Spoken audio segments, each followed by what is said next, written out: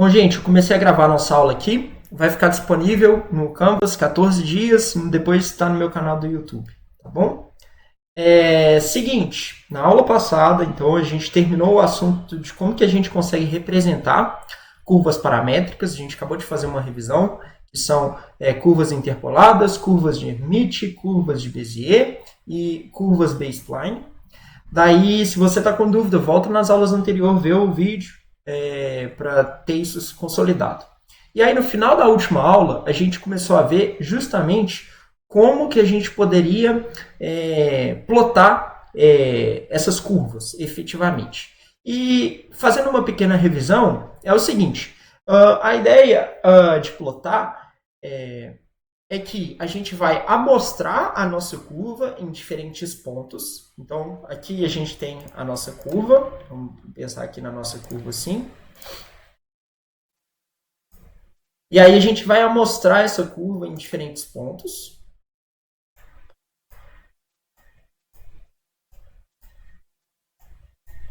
E aí, na hora de desenhar, em cada um desses pontos, na verdade, eu vou desenhar um polinômio. Não, um polinômio não. Na verdade, em vez de eu desenhar a curva, eu vou desenhar um tanto de segmento de reta que vai aproximar o formato daquela curva. Então, seria alguma coisa assim, ó. Essa curva aqui eu fiz bem difícil, né?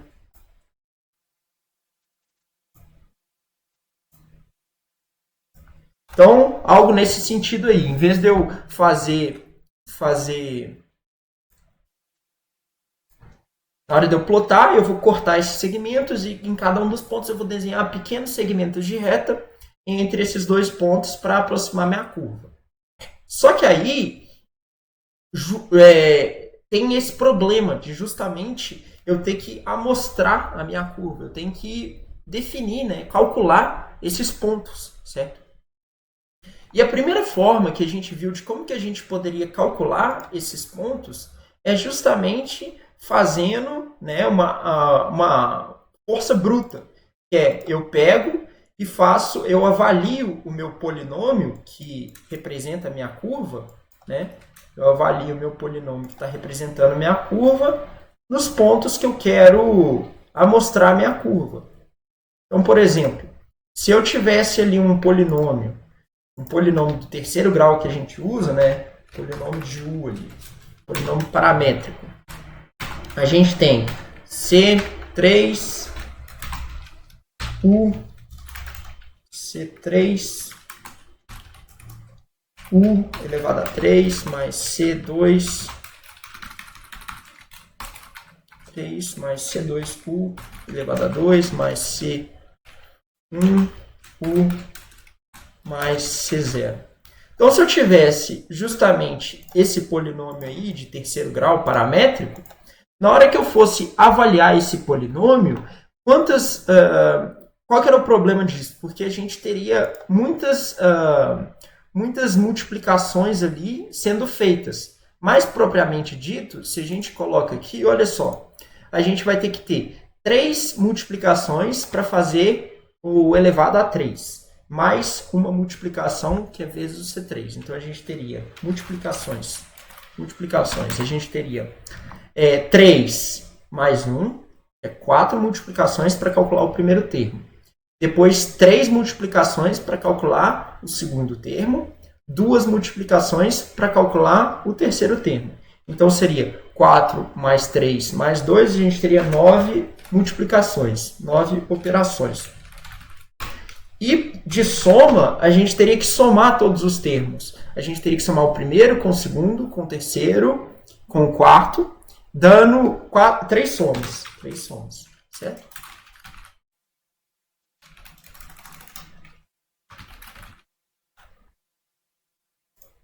Então, nesse jeito mais simples de eu justamente fazer a avaliação do meu polinômio, eu teria esse custo de computar. Tranquilo, gente? Comenta aí que tá tranquilo só para continuar seguindo. Isso aí é revisão da última aula, tá bom? Tranquilo. Caio vai falar ali se tá tranquilo pra gente seguir também. Legal. E aí, o que acontece? E tem dois outros jeitos, três outros jeitos que a gente vai estudar hoje.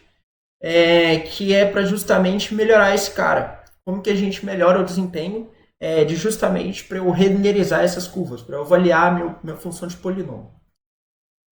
Uma ideia seria usar a regra de Horner na avaliação, que eu pego esse polinômio aqui que eu escrevi, em vez de eu escrever o polinômio nessa forma clássica dele, eu escrevo ele na forma fatorada.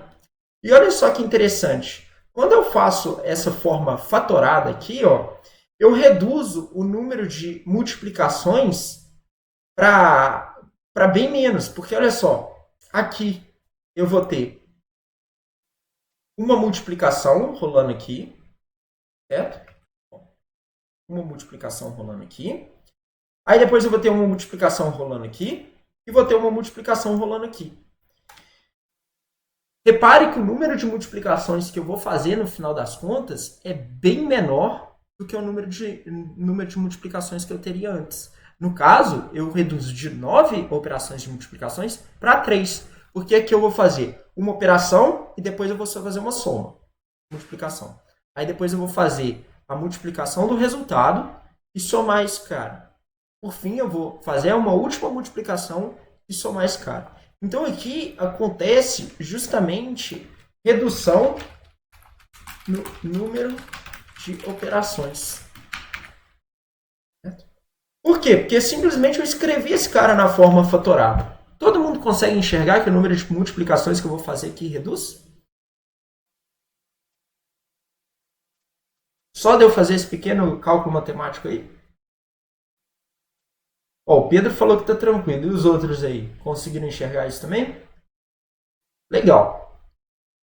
Aqui, então, a gente conseguiu reduzir em 1/3 o número de multiplicações. Isso é muito importante, porque se eu vou fazer essa avaliação do meu polinômio para vários pontos, para eu plotar, quer dizer assim, imagina, se eu tiver 1000 pontos e reduzir 1/3 para eu calcular isso, é bastante significativo.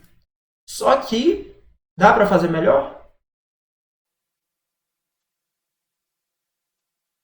Dá para fazer melhor? Como que eu faço melhor? Qual que é a ideia de fazer melhor? Não é a ideia do tipo do algoritmo.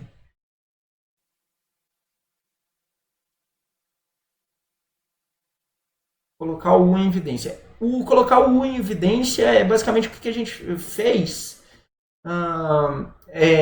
Porque não tem como a gente colocar o U em evidência, tipo, tudo, né? Mas assim, o que eu estou perguntando é mais a essência. Na verdade, assim, a gente trabalhou com a redução no número de multiplicações. A gente reduziu de 9 para 3. O que é melhor que ter 3 multiplicações? Claro, ter duas ou uma, não é? Ou nenhuma multiplicação. Se a gente conseguir terminar com todas as multiplicações e deixar só soma, é mais legal, não é? Melhora. Por quê? Por que ter multiplicação é pior, gente?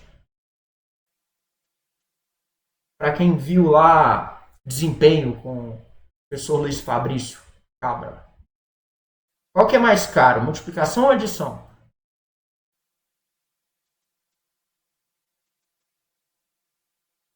Multiplicação aí, ó. Aí vai falar o quê? Multiplicação. Então, se a gente tem multiplicação, é muito mais caro do que a adição. Então, seria muito interessante a gente conseguir tirar todas as multiplicações da jogada e colocar adição. Só soma. Bom. E aí, esse terceiro método é justamente isso. Esse terceiro método, na verdade, ele é o método das diferenças finitas. Vocês têm matemática computacional, não tem? Já fizeram matemática computacional, MatComp? Ou cálculo numérico? Não tem, não? Não? Ah, tá. No meu currículo tinha matemática computacional. Mas, enfim. Então, isso aí é um método computacional que a gente estuda em cálculo numérico, que se chama o método das diferenças finitas. Ele é um algoritmo. Ele é um algoritmo para você calcular um polinômio. Valor de um polinômio. E o legal é que nesse método a gente só tem que calcular, a gente só usa a operação de multiplicação no caso base, porque ele é como se fosse um método, não é recursivo, ele é um método iterativo, tá bom? A gente só usa a multiplicação para calcular a primeiro round, né, a primeira iteração do método, e todas as demais iterações que a gente faz no método, a gente só faz usando as operações de soma. E aí ele é muito interessante porque a gente justamente consegue, quando a gente vai calcular, avaliar o polinômio em vários pontos diferentes, a gente justamente reduz drasticamente, praticamente para zero, o número de multiplicação que a gente está fazendo. E para explicar esse método das diferenças finitas, porque qual que é a ideia da diferença finita? É que diferença finita é justamente a gente vai pegar e incrementar cada valor, a gente vai descobrir qual que é o valor que a gente tem que incrementar, o resultado da última avaliação do polinômio que a gente fez, para chegar no valor daquele polinômio. Por isso, diferenças finitas, porque a gente está fazendo a diferença, então é como se fosse um delta, que a gente vai somando, e esse delta ele é finito, tá bom? E aqui está a construção geral, então você pode usar a diferença finita para justamente calcular tanto o polinômio quando você está numa derivada sem fazer derivada, quando você faz a derivada primeira, quando você faz a enésima derivada, tá bom? Vamos ver como é que esse método, na verdade, ele funciona na prática, porque é isso que a gente quer saber. Tá? Na prática, ele é uma tabela, que você vai preencher essa tabela, certo? E o negócio é o seguinte, imagina que você tem esse polinômio aqui, ó, 1, 3, U2, U2 mais U3. Tá? E aí você quer avaliar o parâmetro U aqui. O slide ele está com um erro aqui. Aqui é o U. Ah, não. Vou colocar aqui no texto assim. Tá?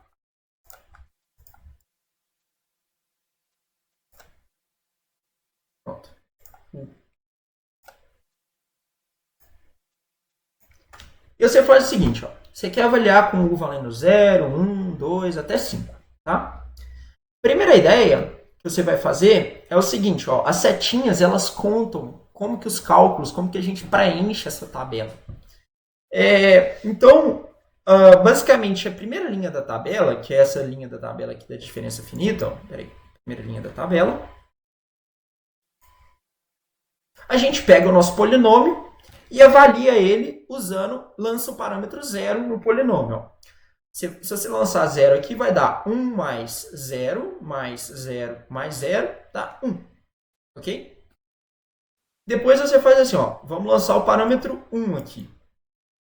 Quando você lança o parâmetro 1, você fica exatamente 1 mais 3 mais 2 mais 1. Isso daí dá 7. Justamente aqui.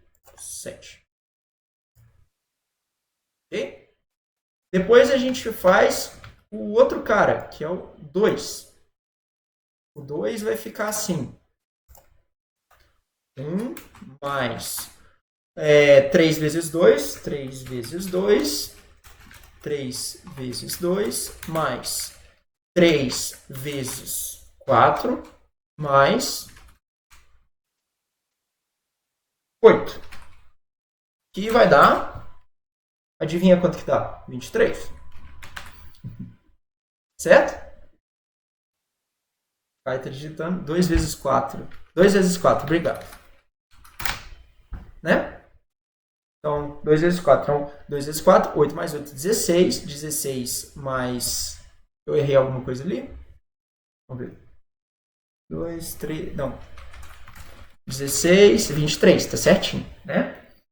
E aí a gente calcula esse terceiro ponto aí, certo? E a gente vai fazer isso para todos os pontos, avaliando os 5 primeiros pontos aqui. Por que os 5 primeiros? Olha só que interessante. Quando a gente calcula os 5 primeiros, quando a gente calculou esses 5 primeiros aqui, e esse cara aqui que a gente vai calcular é justamente uma função do grau do polinômio. Tá bom? Isso é uma função do grau do polinômio. Se a gente tem um grau 3, a gente vai calcular os 3 primeiros. Por quê? Depois, a gente vai calcular as diferenças finitas para as derivadas. E a gente calcula as diferenças finitas para as derivadas justamente usando esse método aqui. Ó. Eu vou calcular eu vou calcular esse cara aqui, ó, esse mais esse. Então, eu vou calcular 7 menos 1 dá 6. 7 menos 3 dá 16. Vai fazer esse menos esse. Tá vendo? A gente calcular esse cara aqui. Ó. 55 menos 23, 32. E assim por diante. E a gente vai calcular todas as diferenças finitas para o primeiro cara. Depois, para a derivada de segunda ordem, a gente vai fazer o mesmo procedimento. Eu pego esse, o segundo menos o primeiro, e calculo 10. E prossigo até o final. Por fim, na terceira derivada, olha só que legal. A gente chega numa hora que todos esses caras aqui, eles são constantes. Ó. 16 menos 10, 6. 22 menos 16, 6. 28 menos 22, 6. E aqui eu paro. Paro. Olha, a minha caligrafia tá ótima. Gente, entendeu como é que constrói a tabela de diferenças finitas? Calma lá que a gente ainda não terminou. Para que a gente está fazendo a tabela de diferenças finitas? Comenta aí só para a gente ver se vocês estão com atenção. Qual que é o objetivo nosso?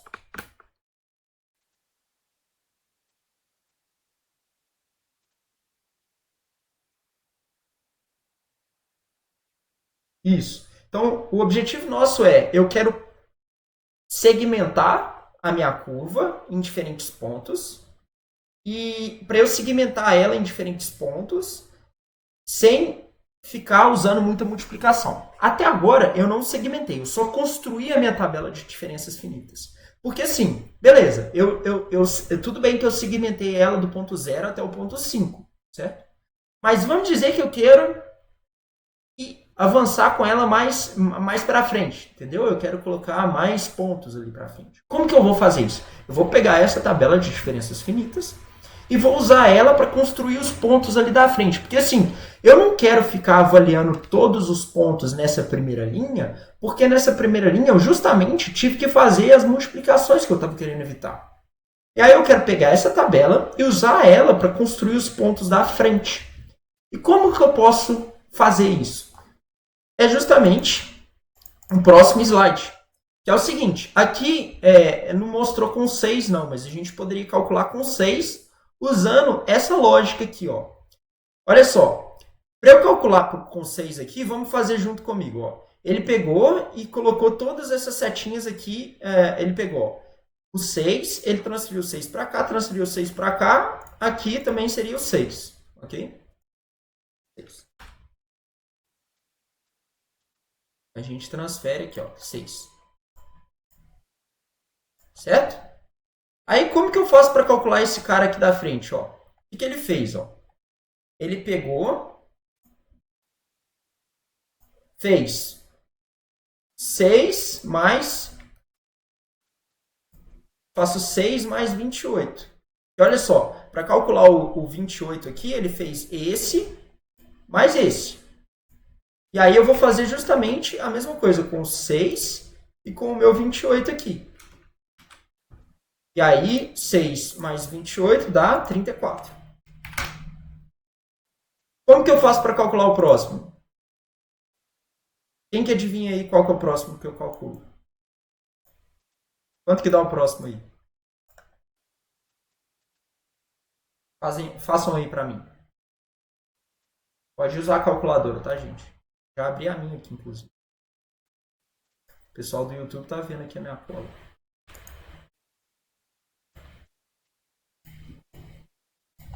É 34 mais 82. 116. Boa.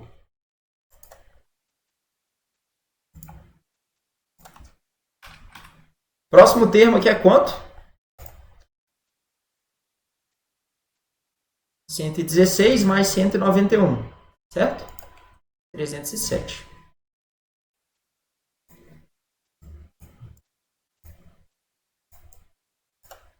E olha só que loucura.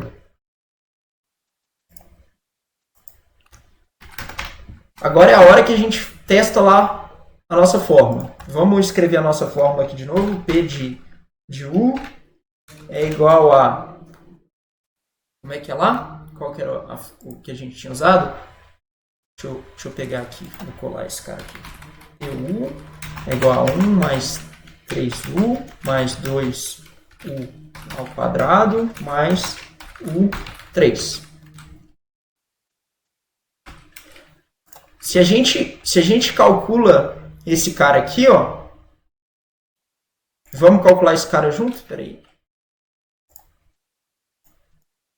Vamos calcular esse cara junto aqui. Tá bom? A gente vai ficar aqui. Isso aqui é igual aqui. O P de 6 é igual a 1 mais 3 vezes 6 mais 2 vezes 6 ao quadrado mais 6 ao cubo, que é igual a 307. Será que dá 307 mesmo? Façam aí, gente. Conferir aí. Eu não consigo compartilhar a minha calculadora ao mesmo tempo com vocês, não. 1 mais 3 vezes 6 mais 2 vezes 6 ao quadrado mais 6 ao cubo. 307. Loucura, né? Muito doido, né? Então, na verdade, esse é um método que a gente tem para avaliar polinômio e a gente usou somas. Que olha só, a gente só construiu o caso base e depois a gente só replica. Quantas somas que eu usei aqui? Uma vez que a minha tabela está pronta, para calcular para avaliar o polinômio num ponto, quantas somas que eu usei?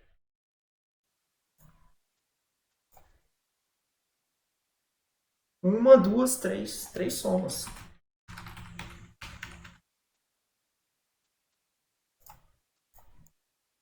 Então, isso aqui, gente, não vale. Esse algoritmo aí para avaliar um polinômio, ele é um algoritmo, ele vale para toda vez que você tiver que avaliar um polinômio. Você vai usar isso aí, você não vai usar aquele tanto de soma, aquele tanto de coisa, não. E você vê que é um algoritmo muito mais rápido. O outro, que era o primeiro que a gente começou, ele tinha 9 multiplicações e 3 somas.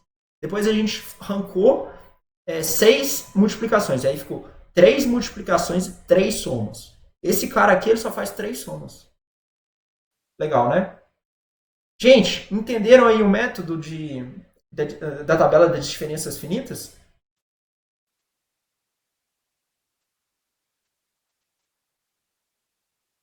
Tranquilo? Hoje o nosso Ibope tá pouco. Chama a galera aí para participar. Deixa eu perguntar aí pro resto. Eu vi que o João e o Pedro estão acompanhando.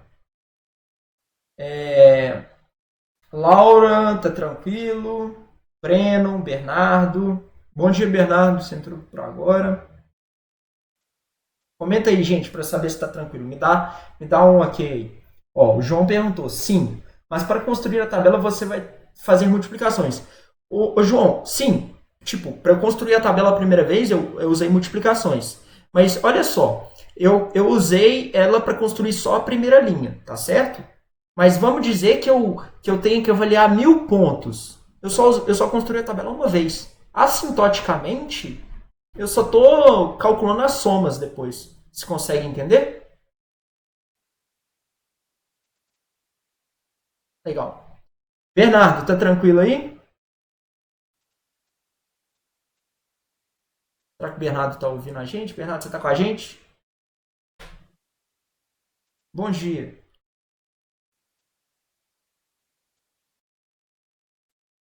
Tá aí?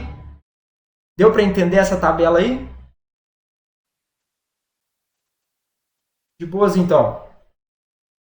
Então, gente, esse era o terceiro método, que a gente usou 3 somas. Mas assim, tá um pouco muito abstrato. Como que a gente faz isso? A gente liga isso aos nossos pontos de controle. Lembra? Porque as curvas elas têm pontos de controle, não é? Todas as curvas que a gente desenhou, curvas paramétricas, só tem pontos de controle. Aí aqui eu chego aqui, eu falo de equação.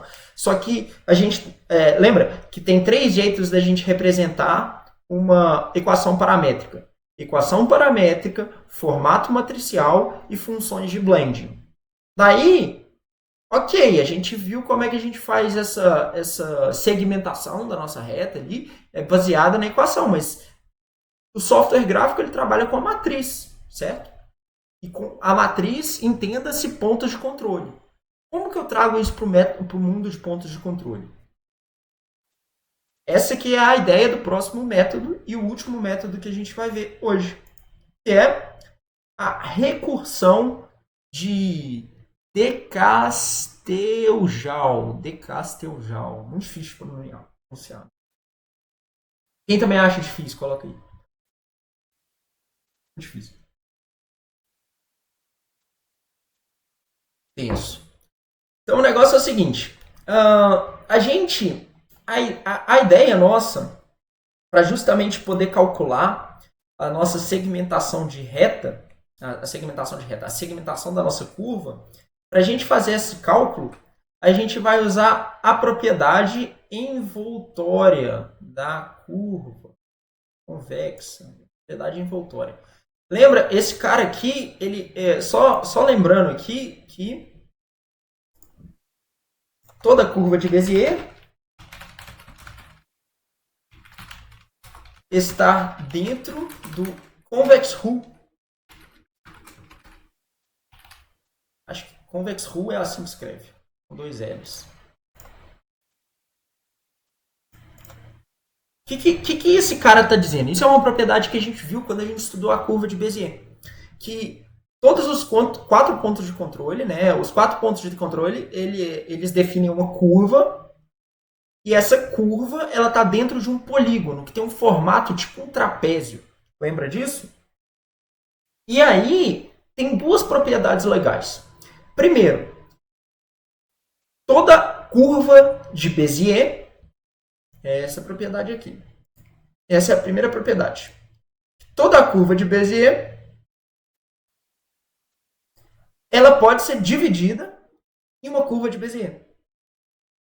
Então, quando eu faço essa divisão, eu pego uma curva de Bézier, divido ela em dois, eu tenho duas curvas de Bézier. Se eu divido essa outra curva de Bézier em 2 pontos, eu tenho 4 curvas de Bézier. E assim por diante. Desde que eu divida ela de uma forma legal. Eu fazendo essa divisão na forma legal, eu consigo fazer uma recursão. Todo mundo consegue ver essa recursão? Que eu vou dividindo, aí eu tenho um tanto de curva de Bézier. Aí a pergunta é, como que eu divido essa curva? Certo? Então, vamos tentar entender como que a gente divide a curva para justamente construir esses diferentes segmentos da nossa curva. Olha só. Vamos tentar entender aqui. Ó. Aqui eu tenho a curva de Bézier. Tá? Aqui eu tenho a curva de Bézier que está em azul. Curva de Bézier.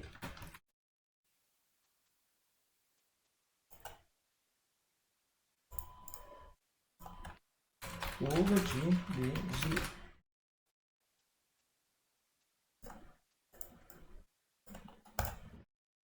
Aí eu tenho a curva de Bézier e adivinha quem que é esse polígono aqui?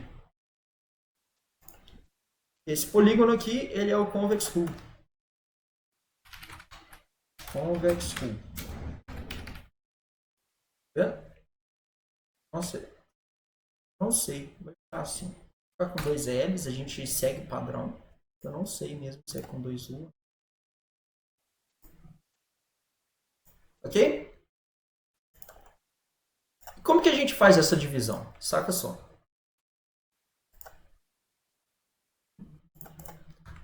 Ó, eu tentei mudar a cor e não foi. Mas deixa. Deixa eu tentar mudar de novo.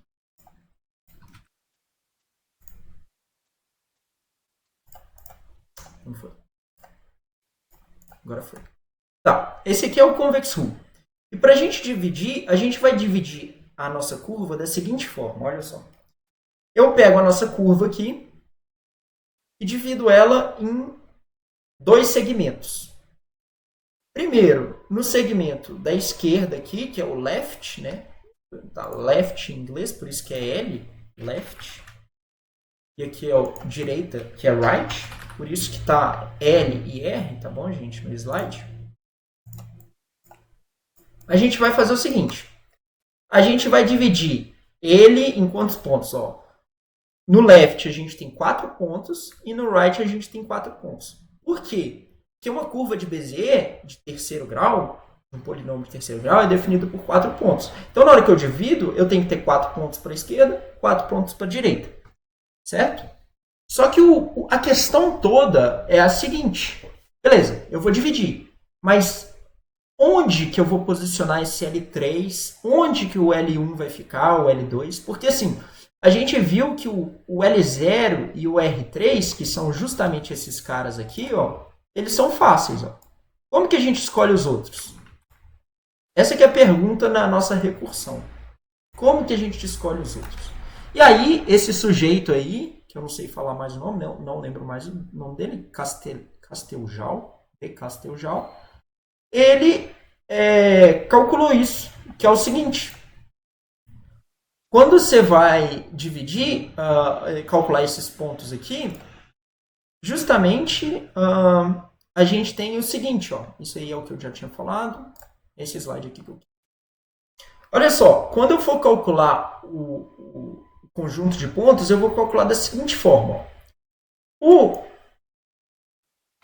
P0 ele é igual a L0 e o P3 é igual a R3, que é o que a gente tinha visto.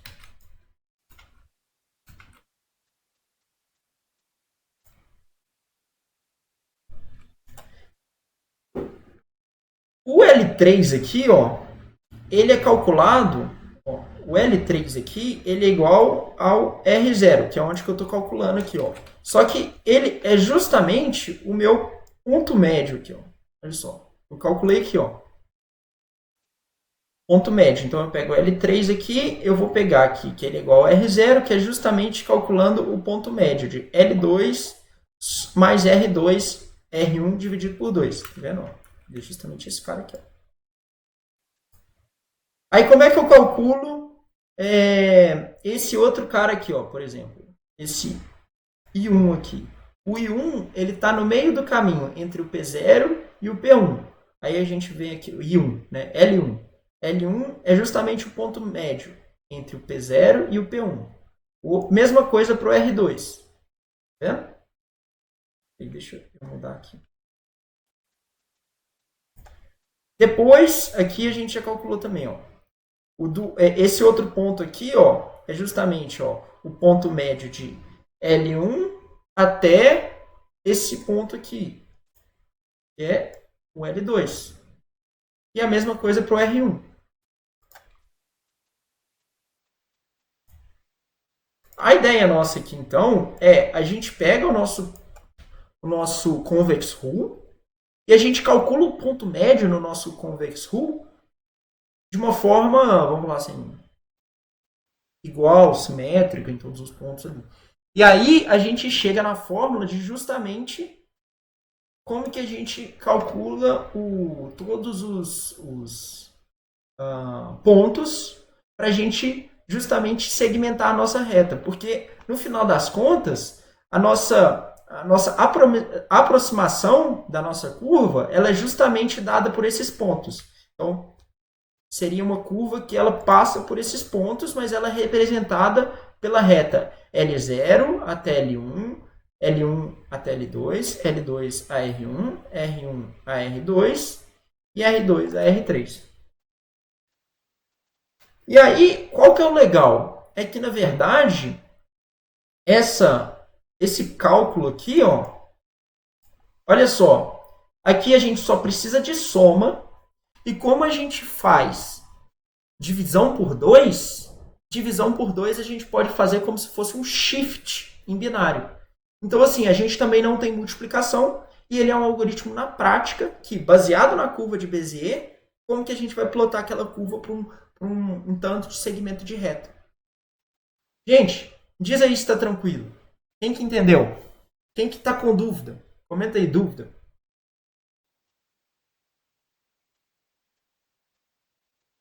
Tá tranquilo pro Pedro, pro João? Ian, tá tranquilo aí? Caio, se vocês estiverem aí com a gente. Caio, tá tranquilo? Legal. Ian vai falar a lista tranquilo? Beleza. Então tá, a gente então viu 4 métodos diferentes. Vamos só relembrar aqui antes da gente avançar.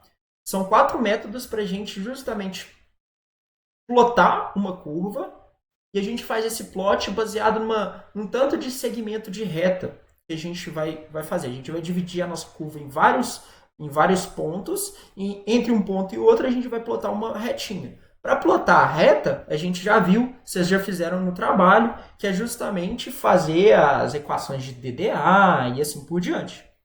E aí, esses 4 métodos que a gente viu para a gente segmentar a nossa curva.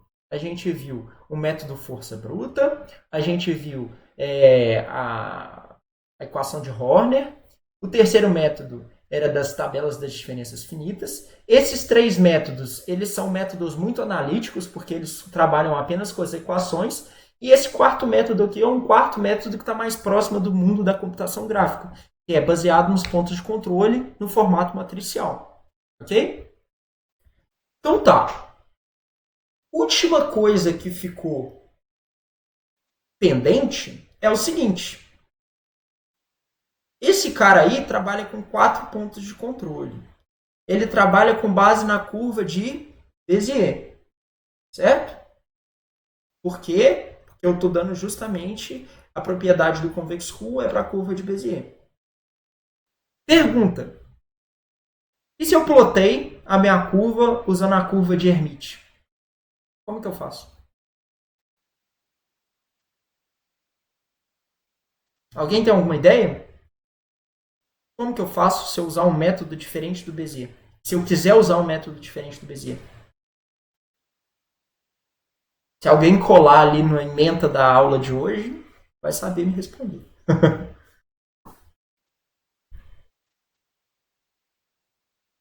Isso, na verdade, Pedro, né, na verdade não precisa de aproximar. Na verdade, o Pedro falou assim que a curva de Bézier é baseada na Hermite. Justamente, a curva de Bézier é baseada na Hermite porque a gente construiu a curva de Bézier através do polinômio de Bernstein, que é onde que a curva de Hermite ela funciona, né?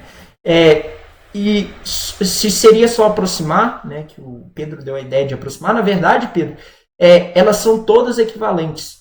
Todos os métodos que a gente viu, todas as curvas que a gente viu, Hermite, interpolada e Bézier, elas são todas equivalentes. Basta a gente, Bayes-Klein também, basta a gente converter entre uma e outra. Como que a gente faz essa conversão? Ora, matemática. Olha só, vamos dizer aqui que a curva de Bézier, eu vou fazer aqui para interpolada, mas para interpolada a gente pode aplicar a mesma lógica para todas, tá bom?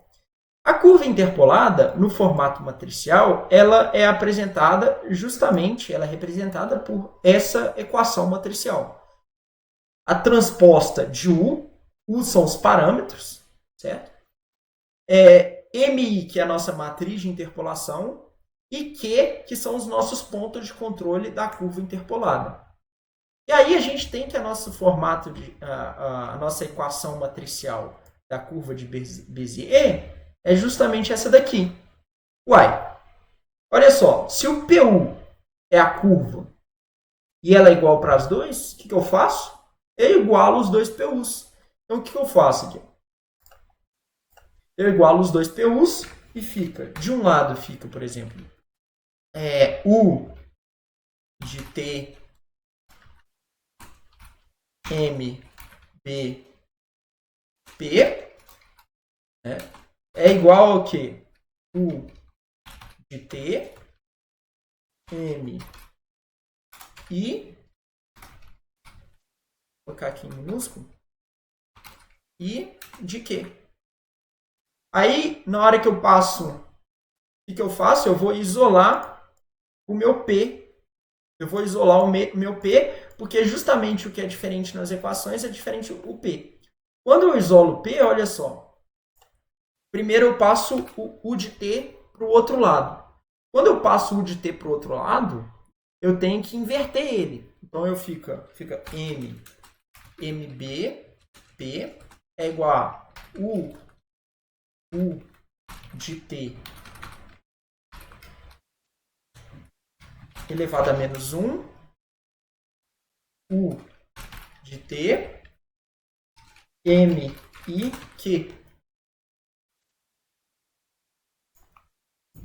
Quando eu tenho U de T inversa vezes U de T, some, porque uma matriz multiplicada pela inversa dela dá a matriz identidade. Então, isso daqui é igual a mesma fórmula de baixo, mas a gente soma esse cara com esse cara aqui. Certo? Por fim, o que eu tenho que fazer? Eu tenho que justamente isolar o meu MB, eu tenho que jogar para lá para isolar o meu P. Então eu vou fazer o P é igual a MB elevado a menos 1, M e Q. Vou tirar esses subscritos aqui para ficar mais fácil de ler nessa notação aqui.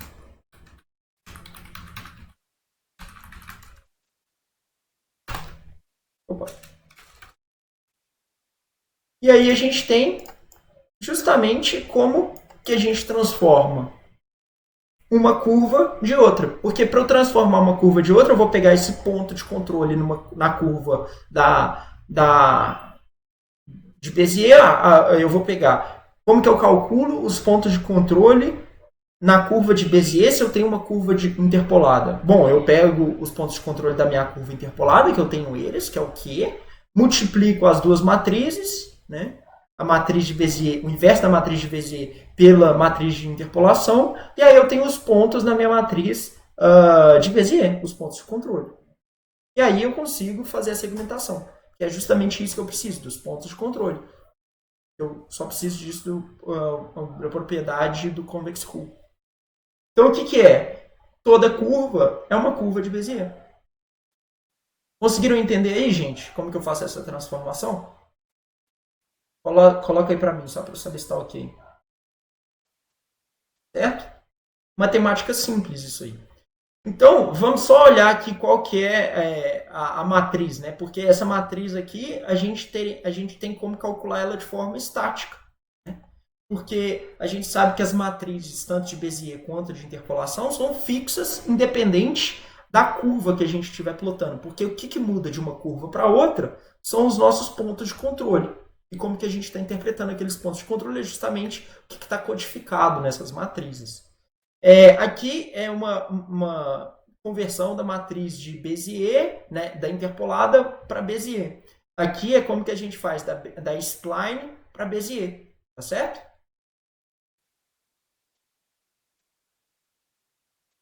Por fim, olha só como é que fica aqui os resultados. Ó.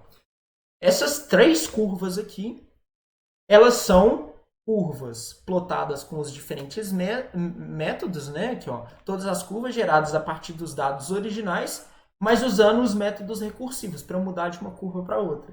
Aí você fala assim, poxa, Pedro, mas mudou. Claro, porque a curva ela é interpolada quando a gente tem a curva, o shape da curva, né? Ele é diferente. Mas a gente tem uns segmentos ali, ó. Então, aqui, ó, estas três curvas foram todas, né? Todas, isso aqui é todas, geradas a partir dos mesmos dados originais usando o método recursivo, que é esse método de Casteljau que a gente viu. A partir de uma conversão original dos pontos de controle de Bézier. A gente pegou os pontos de Bézier e a gente só mudou para uma representação ou outra. Isso aí é para ter graficamente qual que seria a representação. Todas. Tranquilo, gente? Estamos acabando, quase acabando a questão de curvas paramétricas. Só faltava isso. Como que a gente vai fazer curvas paramétricas, né, superfícies paramétricas, como que a gente vai plotar uma superfície paramétrica. A ideia de plotar a superfície paramétrica é justamente usar o método recursivo de Casteljoule, mas como a gente tem um retalho de Bézier, né, a gente tem, lembra que um retalho de Bézier nada mais é do que uma extrapolação da nossa curva de Bézier para o plano bidimensional, onde a gente vai ter, na equação matricial, a gente teria uma matriz de interpolação multiplicando cada um dos extremos dos nossos dois vetores, dos nossos dois parâmetros. Então, o que a gente faz? A gente simplesmente aplica em cada um dos parâmetros a nossa recursão de Casteljoule. E aí a gente vai criando recursivamente o nosso ponto, o nosso retalho, a nossa superfície. Então, por exemplo, vamos dizer aqui que a gente tenha esses pontos aqui, eles são os pontos que definem as curvas de Bézier do nosso retalho, tá vendo? Vou desenhar aqui, ó, em vermelho. Seria uma curva passando por esses pontos. Liga esse, liga esse, liga esse. Liga esse, liga pontos.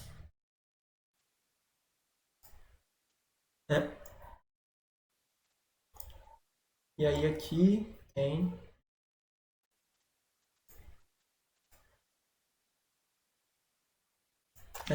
Isso aí, então, é o nosso retalho original. E aí, o que a gente faz? Para cada uma dessas curvas, né, olha ali, ó, a gente tem uma curva de Bézier entre o P0 e o P30. Aí a gente vai aplicar o método de Casteljoule justamente nessa curva, para a gente calcular os novos pontos. E aí a gente vai descartar os pontos que a gente não estiver mais usando, que são os pontos originais. Então, quando a gente calculou, vamos dizer que a gente calculou os novos pontos ali, que são esses azuis, e a gente tem, os azuis não, os pretos, e os pontos cinzas são justamente os pontos que a gente mantém, que é os pontos originais. Daí a gente faz isso recursivamente, aplicando em todos os pontos da nossa superfície, e a gente chega justamente no original, esse aqui é o original, e a gente chega justamente na nossa superfície nova calculada. Aqui a gente está falando quais são os nossos pontos que a gente criou, quais são os pontos em branco, são os pontos que são descartados, porque são os pontos que a gente não vai utilizar para plotar a nossa superfície. Então, justamente alguns pontos ali do de Casteljoule que a gente computa. E se a gente quiser visualizar aqui, ó, o nosso retalho criado, esse aqui é um dos 4 retalhos criados, ele tem essa resolução ali. Então você vai plotar esse cara com um conjunto de pontos, um conjunto de retas no espaço tridimensional. Tá certo? Ok, gente?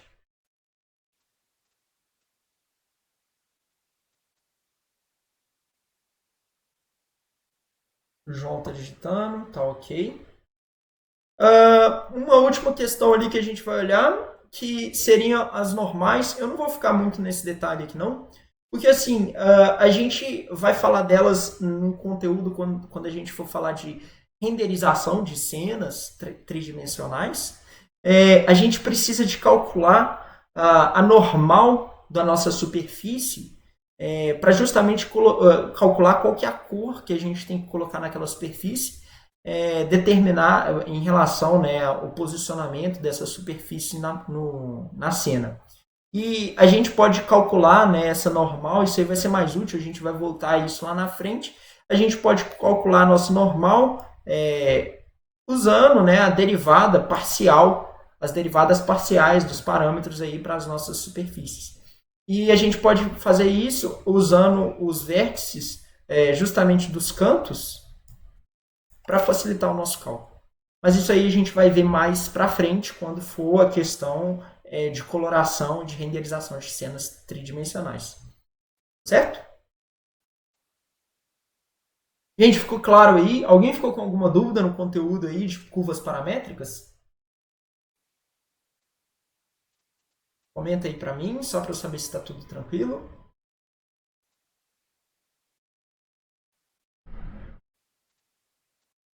Pedro está digitando, o João já falou que está certo.